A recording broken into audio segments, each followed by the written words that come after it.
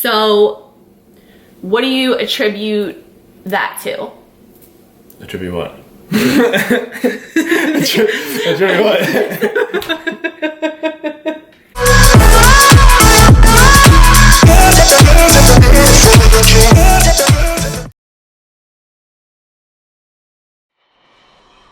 Hey guys, so a special guest in our video today. I have Mr. Nick Wheeler here with us. So tell the viewers, who is Nick Wheeler? I'm a competitive powerlifter. I started powerlifting about a year and a half, 2 years ago. But my first year, I got hurt shortly after after my first local meet. I got hurt. I broke my collarbone. And how did you do that? Just from having really bad technique, really bad form.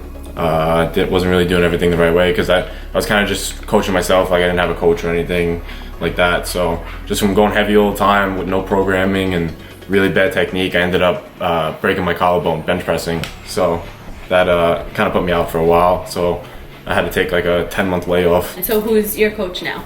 My coach right now is Gaglione at Gaglione Strength, if you want to follow him on Instagram. I'll put his link below if you're interested in powerlifting coaching. Definitely recommend him. He's helped Nick a lot. He's the best. Okay, so today Nick is like the king of deadlifts. So we're gonna do a little instructional video on deadlifts. I'm gonna do voiceover so you can see the movement and listen to him give you some tips and cues so that way you can be an awesome deadlifter too. Okay, so starting off, we have the conventional deadlift. Usually with this, I like to start from the ground up. So I start with my feet first, worrying about setting my feet.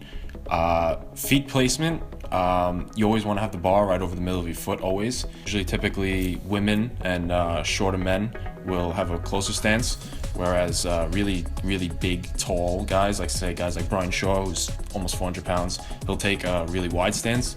But this is something you're gonna have to play around with on your own and get them and see what gives you the most power out of your pull. You want to slightly point your toes out a little bit, and then you literally want to screw your feet into the floor, like picture yourself like a monkey, and that way you create a lot of tension in your legs. You don't want to overextend your shoulders back, you just kind of want to put them in a normal position, and then from there you want to bring them up and just lock them into place. And once you lock your shoulders into place, from there you're going to take your brace and take your breath and create your brace. So once you get your shoulders into place and you have a nice, your upper back is nice and tight and your lats are nice and tight and you have a nice neutral spine, from there you're going to take your brace. And your brace is taking a big deep breath into your belly, really expanding your belly, not taking a breath into your chest. And you're going to take that breath in your belly and then you're going to hold it at the top and you're going to bring your rib cage down and really lock yourself in a tight position. So here I'm showing you guys a really good way of practicing the movement of the deadlift. So when you initially start your pull, this is what's called a pause deadlift. So when you initially start your pull, you're putting all of the tension in your quads really, and you're pushing through your heels. So you're basically leg pressing the weight off the floor, and you're gonna bring it to just below or like right at your knee, and you're literally gonna stop. And you can see here in the video, I actually stop with the weight. And from this position here is when you really want to start pushing your hips through. So you're leg pressing the weight off the floor, and then once it gets to like right below or right about your knee, you're going to drive your hips forward as hard as you can. And then that'll bring you to a locked out position and you've successfully completed the lift.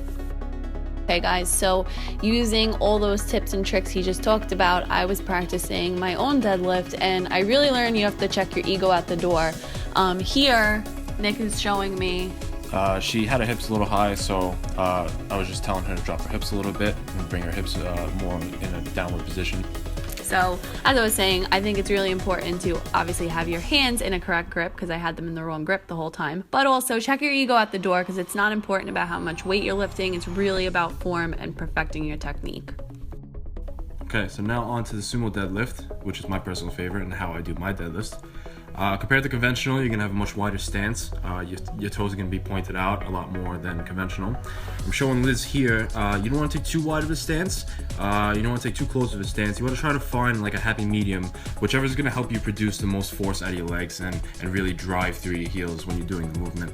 So I set up here, same thing, you really want to screw your feet into the floor as hard as you can and put a lot of tension in your legs and make sure they're nice and tight when you start your pull.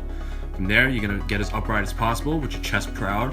You're gonna tighten up you're gonna bring your shoulders back again, tighten up your upper back and lats. So see here, I bring my shoulders up and down, and I lock everything up. I take my breath and form my brace, and then I pull my hips down into the bar. So now you can see here I'm showing proper leverage. So when I pull my hips down to the bar, you can actually see the bar rise up off the floor. It's good to do it lightweight so you can see how much leverage you are producing. So from there, you're gonna pull your hips down into the bar. You wanna make sure you keep your chest proud, you keep your hips down, you keep your body as upright as possible. Always with sumo too, you wanna keep your head high and you keep your eyes high, because wherever your eyes go is where your chest is gonna go. Here you can see me checking to see that Liz has the right amount of tension in her legs, and just trying to cup a quick feel. And just making sure she's in a nice sturdy position to get ready to start her pull. This was something I really didn't realize, was that you really have to flex your legs and keep your chest up, take that deep breath, and then pull the weight when you're all set and ready. This is just some views from the side with a conventional stance, and then from a sumo stance. And this is a huge improvement of how my sumo deadlifts used to look.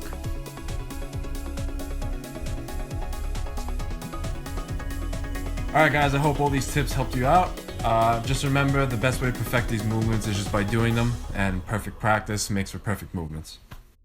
Alright guys, so in the next 2 videos we'll be going over squat and bench, so be sure to stay tuned, and if you have any questions at all, drop them in the comments below. Thanks so much for watching. Get your hands up in the air,